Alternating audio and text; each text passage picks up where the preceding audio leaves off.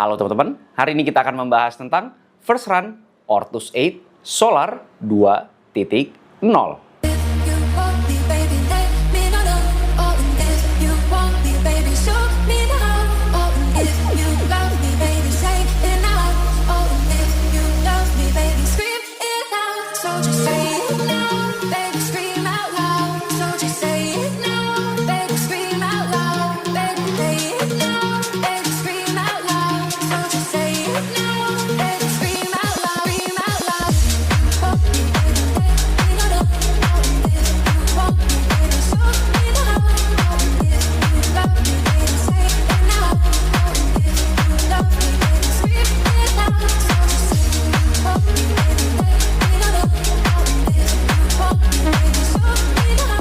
Terima kasih banyak buat Ortus 8 yang udah ngirimin saya sepatu ini dan sepatu-sepatu lainnya sih, ada 3 sepatu lainnya ya. Jadi kalian tunggu aja, dan juga beberapa outfit larinya gitu ya. Terima kasih banyak. Tapi video ini nggak bisa diintervensi oleh siapapun karena video ini adalah murni pendapat pribadi saya sebagai pelari jelata. Bagi teman-teman yang masih belum subscribe, klik tombol subscribe yang warna merah yang di bawah ini biar saya makin semangat untuk membuat video-video bermanfaat buat teman-teman sekalian, dan biar nggak ketinggalan kalau misalnya saya upload video baru tentunya seputar Nia Lari. Kali ini kita kedatangan dari brand Ortus 8 dan ini adalah seri Solar 2.0. Kita tahu bersama bahwa Solar itu adalah line up dari Ortus 8 di segmen racing shoes, pure racing shoes-nya ya, top tier-nya daripada Ortus 8. Meskipun ada 2.0, ini sebenarnya nggak seri kedua juga ya, karena ada ada 1.1 kalau nggak salah ya, seri-seri perbaikan. Walaupun demikian, angkanya masih berlanjut, itu yang nyenengin brand-brand lokal saat ini tuh, angkanya udah berlanjut ya, jadi nggak yang ngawur penamaannya gitu, itu yang nyenengin. Jadi kita nggak bingung, kita tahu bahwa kalau kita nyari racing shoes di Ortus 8 ya Solar. Dan ini ya saya bilang aja seri kedua lah ya. Kalau yang di tengah-tengah itu saya anggap seri-seri minor perbaikannya, yang perubahan besar itu di seri yang kedua ini. Dan sepatu ini bener-bener bikin saya udah kayaknya bener-bener Indonesia itu produk-produknya, sepatu lokalnya itu nggak perlu dibandingin lagi ya, karena memang udah di atas sana gitu ya. Solar ini benar-benar memberikan statement dari Ortus 8 bahwa produk lokal itu top tier level. Saya berani klaim bahwa banyak sepatu lari brand besar kalah sama sepatu ini. Dan ini memberikan statement kembali, menegaskan bahwa memang Ortus 8 itu brand sepatu lari yang paling galak saat ini dari produk lokal. Nggak kaleng-kaleng, bener-bener sepatu ini nggak akan bikin kalian ragu lah kalau Ortus 8 itu bener-bener membuat sepatunya itu memang desainernya orang lari gitu ya. Memang ya kita sering lihat uploadan di medsosnya Ortus juga, memang Andi Wibowo atlet triathlon itu juga yang bener-bener memberikan insight kepada sepatu ini, dan akhirnya memang dari sudut pandang pelari itu masuk banget, bukan hanya sekedar marketing. Oke, nggak usah panjang-panjang lah ya. Kita langsung bahas sepatunya. Seberapa ngeri gitu ya. Saya jujur ini semangat banget nge-reviewnya, tapi agak ngeri juga. Ngerinya itu dalam arti yang positif ya, bukan sesuatu yang buruk sama sekali. Emang udah geleng-geleng lah saya, udah luar biasa sih. Kita bahas mulai dari beratnya terlebih dahulu. Setelah saya timbang manual di ukuran saya 42, sepatu ini itu ada di angka 180 gram.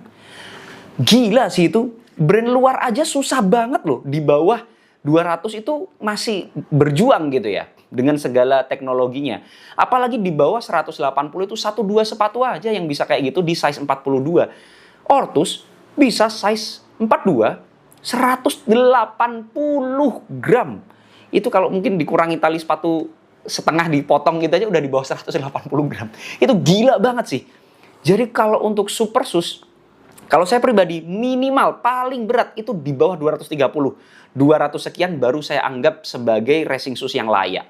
Tapi ini jauh daripada itu, di bawah 200 gram, super ringan, bahkan super duper ringan sih menurut saya. Ini 180 gram untuk sepatu yang sebenarnya nggak bisa dibilang tipis juga ya. Jadi racing shoes yang levelnya udah bener-bener di atas sana lah. kalian dari beratnya aja udah, ya perbandingannya udah kayak gitu sih. Lanjut ke uppernya. Untuk uppernya sendiri dia materialnya pakai engineered woven yang mana dia desainnya mesh yang bolong-bolong.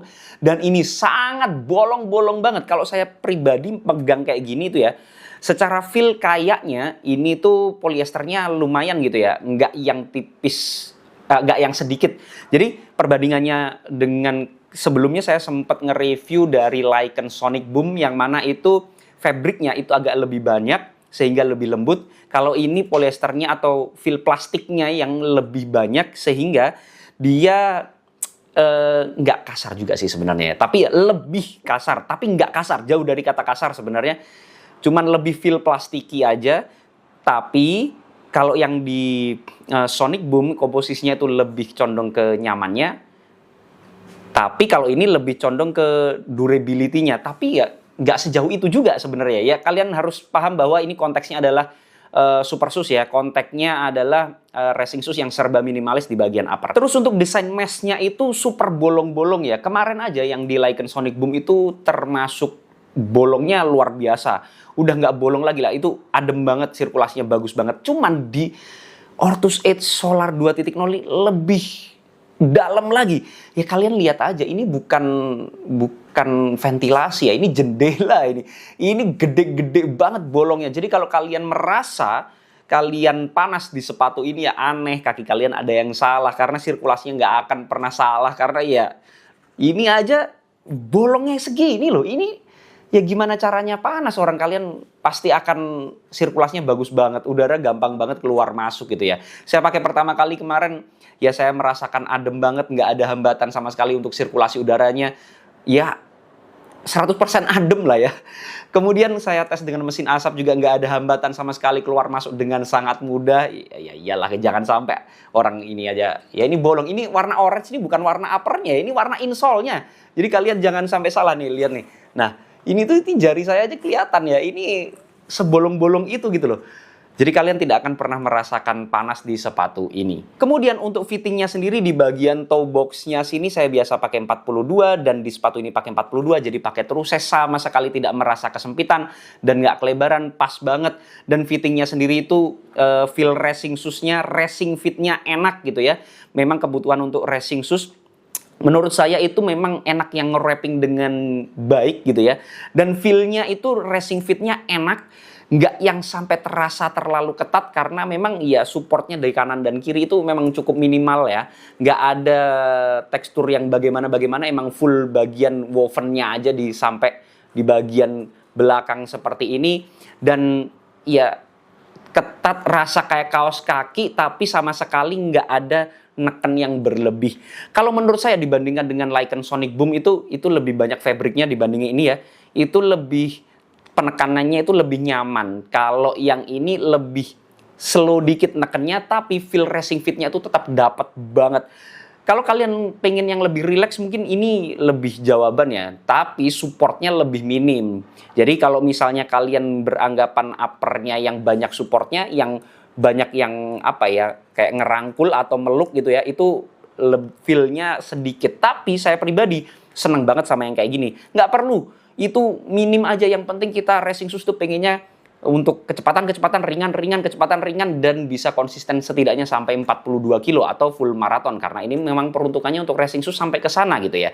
Jadi secara fitting uppernya saya sangat-sangat puas. Lanjut ke lacing systemnya. Lacing systemnya sebenarnya nggak ada yang aneh-aneh. Ada layernya pun cuman di hole-hole-nya aja ya. Biasanya kan ada dari depan sampai belakang tuh ada full layer gitu. Tapi ini cuma di hole-hole-nya aja karena layer pun itu dianggap beban sama Ortus. Memang semaksimal itu gitu ya. Ortus mengepres gimana caranya sepatunya bisa lebih ringan. Ngeri sih, luar biasa.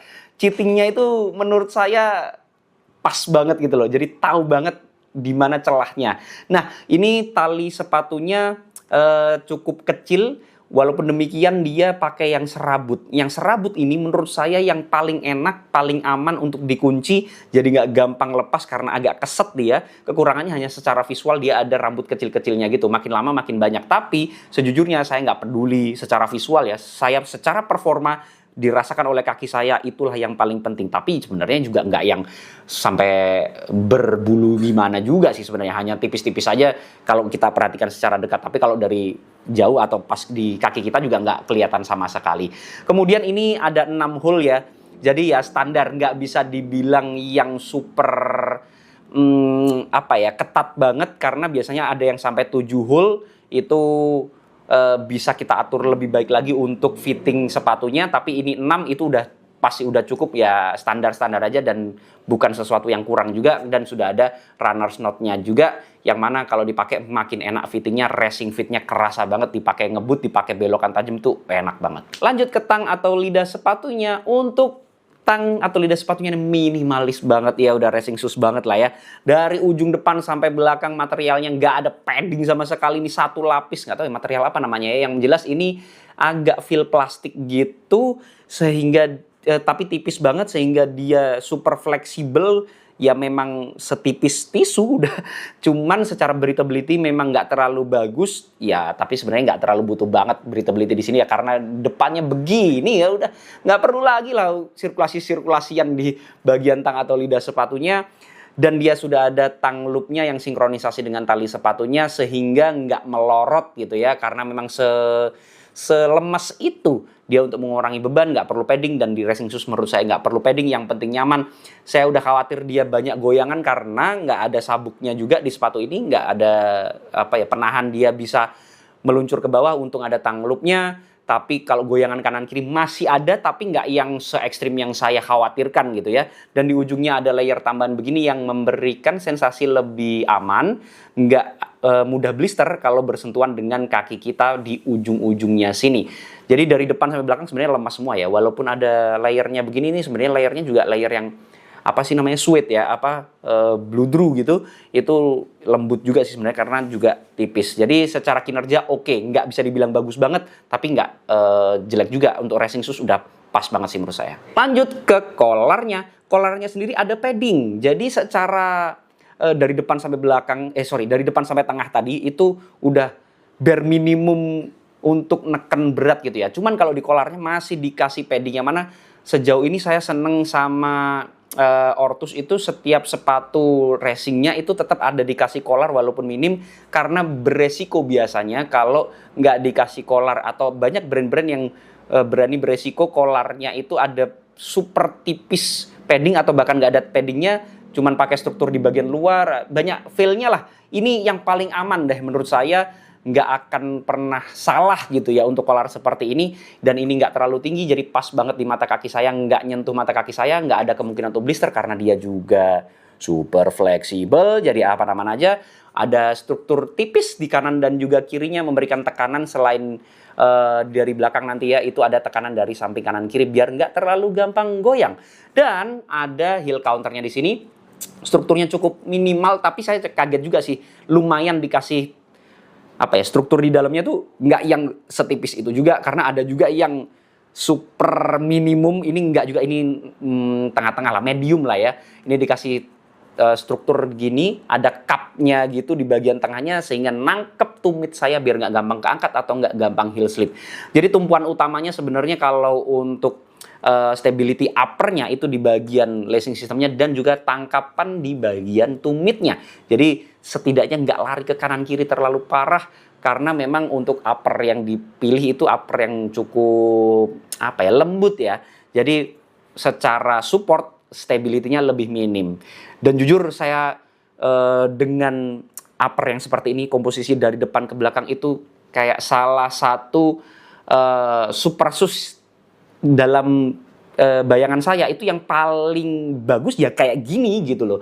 Dan ini bisa diterjemahkan oleh Ortus, sangat eksekusinya bagus banget sih. Jujur brand luar aja belum tentu bisa se-nice ini gitu loh. Lanjut ke midsole-nya. Untuk midsole-nya sendiri dia menggunakan PB Foam, yang mana udah kayaknya standar ya. Standar dalam artian golden standar, bukan standar yang menengah gitu, tapi golden standarnya sepatu dunia racing shoes harus menggunakan PB Foam, karena PB Foam salah satu yang terbaik yang saat ini secara prestasi, secara kualitas memang nggak pernah salah untuk PB Foam. Ini dual density ya, jadi ada yang atas, ada yang bawah yang memiliki tingkat kekerasan yang berbeda. Untuk namanya dia Zero Stratus, ya walaupun basicnya dia adalah PB Foam, dan PB Foam saya rasa ya balik lagi nggak pernah salah. Bahkan di sepatu lokal sekarang udah mulai banyak kayak yang ada di Lycan Sonic Boom, ada di 910 Guys AK dan Elite X yang baru-baru ini saya review. Itu semua basicnya adalah PB Foam karena memang PB Foam adalah foam yang banyak dipakai di brand-brand luar sana kayak Hoka, Asics, apalagi ya, Adidas, atau ya intinya banyak brand-brand yang basicnya itu menggunakan PB Foam karena PB Foam menurut saya yang paling tepat untuk dipakai di racing shoes karena energy return-nya cukup gede. Dan ini kan dual density ya. Yang atas itu kalau saya ukur manual dengan durometer ada di angka 25, super soft. Kalau yang bawah itu ada di angka 30, lebih dikit. Yang mana itu lebih stiff atau tengah-tengah lebih ke stability-nya. Jadi secara kinerja gini ya. Pada saat kalian landing, kalian akan merasakan kaki kalian tuh empuknya dari PB Foam yang atas, yang super lembutnya. Kemudian diterima lagi oleh yang lebih stiff atau kaku. Saya nggak bisa bilang keras, karena memang nggak keras. 30 itu nggak keras sama sekali ya. Ya ini empuk, tetap empuk banget gitu. Cuman cara kerjanya kemudian diterima oleh foam yang di bawah, lebih stabil, nggak banyak goyangan, karena kalau semakin empuk kan semakin goyang ya. Nah, dia diterima dari tekanan yang atas, kemudian diredam duluan, kemudian yang bawah tugasnya ngerem keempukannya, ngerem ngekompresnya biar nggak terlalu berlebihan dan juga stability-nya dijaga, kemudian dikembalikan pop up dari kedua density foam tadi. PB foamnya menurut saya Zero Stratusnya luar biasa, energy return-nya cukup gede, tapi nggak yang gede banget, liar, nggak. Karena sejujurnya saya lebih seneng yang density-nya kayak gini, karena kalau saya pernah nyoba yang density-nya terlalu empuk, terlalu soft, itu memang energy return-nya terkesan gede banget, liar, tapi kadang susah dijinakkan. Ini geometrinya lah udahlah cukup lebar sehingga kestabilannya tetap terjaga. Jadi yang saya sadari di 3 brand yang udah saya cobain racing shoes dari lokal itu lebih main aman semua, tapi main amannya di dalam arti yang positif. Jadi karena di Indonesia masih banyak pengguna sepatu lari itu yang baru mulai lari ya setahun 2 tahun, mungkin bukan level full time atlet banget lah ya. Kayak di brand luar itu kan memang pasarnya global sehingga atlet di dunia ini bisa banyak yang beli gitu ya. Tapi kalau lokal itu marketnya kan ya lebih lebih ketat lah karena persaingan di para runners di Indonesia, sehingga lebih newbie friendly atau setidaknya ya profesional runner boleh lah, tapi bukan yang elite atau sub elite, enggak ya, profesional aja yang kadang pelari konten atau yang udah sering lari tapi bukan kompetitif kayak atlet misalnya kayak gitu. Nah, itu sebenarnya itu bakal diterima dengan sangat baik oleh sepatu ini karena ya lebih jinak, lebih mudah dijinakkan. Karena energy return-nya gede, effortless pada saat saya melangkah itu rasanya loh, ternyata udah pace segini aja kayak. Padahal sebenarnya kayak rasanya ya slow-slow aja kita larinya gitu ya. Kita dibantu langkahnya dengan energy return yang dari Zero Stratusnya atau PB Foam-nya itu sendiri. Dan jangan lupa sudah ada carbon plate-nya. Carbon plate-nya di sini full length tapi ada bolong-bolongnya sedikit gitu ya. Nggak yang utuh banget. Pertama untuk mengurangi berat, kemudian fleksibilitasnya juga lebih baik dibandingkan dengan yang utuh-utuh banget. Kalau saya tekuk gini, tapi saya nggak berani sekuat tenaga karena takut patah. Kemudian kalau saya begini kan itu masih bisa agak sedikit lentur. Jadinya pada saat saya pakai, saya straight ke tanah, kemudian diterima oleh PB Foam-nya yang atas atau Zero Stratusnya yang atas, distabilkan oleh plate-nya dan diterima lebih baik, distabilkan oleh yang bawah, kemudian dikembalikan pop up untuk foam-nya dan untuk plate-nya, kinetic blade-nya itu juga mengembalikan energy return dan dikembalikan lagi energy return-nya oleh yang paling atas sehingga energy return-nya itu cukup kerasanya signifikan banget. Jadi kayak jadi pertama kali kalian pakai, misalnya kalian belum pernah pakai carbon plate, kemudian pakai carbon plate, kalian akan merasakan sensasi energy return yang kok ada ya sepatu yang bisa bikin kita larinya kayak effortless gitu ya, kayak loh perasaan kemarin saya pace segini harus ngoyo, harus ngos-ngosan, tapi ini nggak perlu gitu loh. Kemudian di sampingnya itu ada cutout-nya begini yang banyak dipakai desainnya itu ya, itu mirip-mirip sama, ya banyak sih sebenarnya yang pakai cutout yang di bagian dalam sini. Saya udah khawatir ini akan memberikan instability terutama bagi teman-teman yang ngerol ke dalam atau overpronation. Saya sendiri tuh light overpronation, jadi memang overpronation tapi nggak terlalu ekstrim juga sih sebenarnya, ya masih bisa ditoleransi.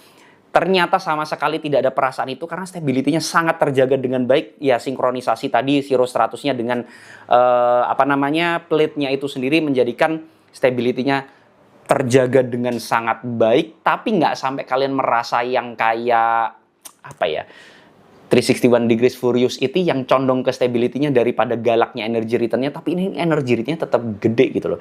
Jadi kalian kalau misalnya merasa pengen jauh, kenceng, tapi tetap aman, ya saya rasa sepatu-sepatu seperti inilah yang akan kalian cari. Lanjut ke outsole-nya. Untuk outsole-nya sendiri, teman-teman bisa lihat secara desain gitu ya. Ini teksturnya, ini CPU ya, bahannya khas polyurethane yang mana banyak dipakai di sepatu lari saat ini, mulai dari brand luar, Hoka dan sebagainya. Brand China banyak yang pakai, lokal juga mulai banyak yang pakai, karena memang terkenal akan durability-nya yang lumayan oke, tapi gripnya oke, tapi tetap ringan gitu loh. Jadi bukan yang konvensional rubber kayak dulu yang berat atau harus tebel banget baru awet gitu ya. Kalau ini lebih bisa di-manage beratnya, tapi secara fungsi gripnya masih oke. Dan kalau saya pakai kemarin, ya aspal kering aja sih, nggak ada basahnya sama sekali. Itu masih aman. Gripnya oke, tapi dikasihnya nggak terlalu banyak, ya wajar. Racing shoes bos, jangan banyak berharap durability ya, karena fokus untuk racing shoes itu bukan di durability. Kalau kalian durability ya beli daily trainer aja. Jadi kalau misalnya racing shoes semakin tipis, saya pribadi ya itulah racing shoes yang sejati gitu ya. Jangan kalian bilang itu bikin racing shoes tapi ternyata tebel, ya ngapain, buat apa, kita nggak perlu tebel. Racing shoes toh jarang-jarang dipakai ya, palingan untuk race day. Itu pun jarang-jarang kan race day, kemudian mungkin kalau mau time trial atau kalian mau hanya sekedar adaptasi, jarang-jarang lah, lebih ke speed. Kalau daily jangan pakai sepatu plat karbon dong, atau jangan pakai sepatu super shoes gitu ya. Ya bukan peruntukannya lah. Untuk umurnya sendiri saya nggak bisa prediksi ya, karena ya mungkin saya rasa kalau 200-300 kayaknya masih aman banget sih. Kalau yang CPU begini bahannya biasanya kecenderungannya lumayan awet walaupun tipis banget. Tapi kalau dibandingkan dengan daily trainer ya 500 enteng gitu ya. 500 km itu enteng umurnya. Tapi kalau racing shoes 300 aja udah bagus. Biasanya udah mulai berkurang secara kualitas, secara sweet spotnya udah hilang biasanya kalau udah di atas 300. Tapi ada aja yang awet-awet banget, tapi tetap secara kinerja biasanya secara performa turun banget. Kemudian untuk harganya sendiri, dia ada retail price-nya ada di angka 2 jutaan, yang mana itu kalau dibandingkan dengan brand luar dengan kualitas yang kayak gini sih, ini udah 4 jutaan mungkin ya yang udah ada beredar di Indonesia. Jadi secara harga super worth it gitu ya, dibandingkan dengan brand-brand sekualitas yang sama. Jadi kalian bisa mendapatkan yang seperti ini. Paling saingannya kalau harga segitu kayaknya G-Second dan Elite X ya. Atau brand dari China juga ada beberapa yang harganya segitu. Tapi jujur ini bisa jadi menjadi salah satu favorit saya di tahun ini sih untuk kategori racing shoes. Bayangkan, Indonesia udah levelnya udah segitu sih. Jadi kalian kalau ragu dengan brand-brand Indonesia, terutama Ortus, itu udah kalian gimana caranya menyenangkan kalian. Dan senangnya saya Ortus itu nggak terlalu banyak gimmick ya. Jadi fokus pada produknya aja. Jadi good job. Kebanyakan muji Ortusit nggak sih saya? BTW saya nggak dibayar sama Ortusit ya. Jadi ya insya Allah nggak bias lah. Itu tadi yang bisa saya bahas dari first run impression Ortus 8 Solar 2.0 ini. Tapi balik lagi, itu semua adalah pendapat pribadi saya. Jadi teman-teman boleh banget nggak setuju. Kalau ada koreksi, masukan, pertanyaan, dan juga pembahasan, bisa langsung sharing di kolom komentar. Jangan lupa subscribe channel ini biar saya makin semangat untuk membuat video-video bermanfaat buat teman-teman sekalian. Dan biar nggak ketinggalan kalau misalnya saya upload video baru, tentunya seputar dunia lari. Assalamualaikum warahmatullahi wabarakatuh.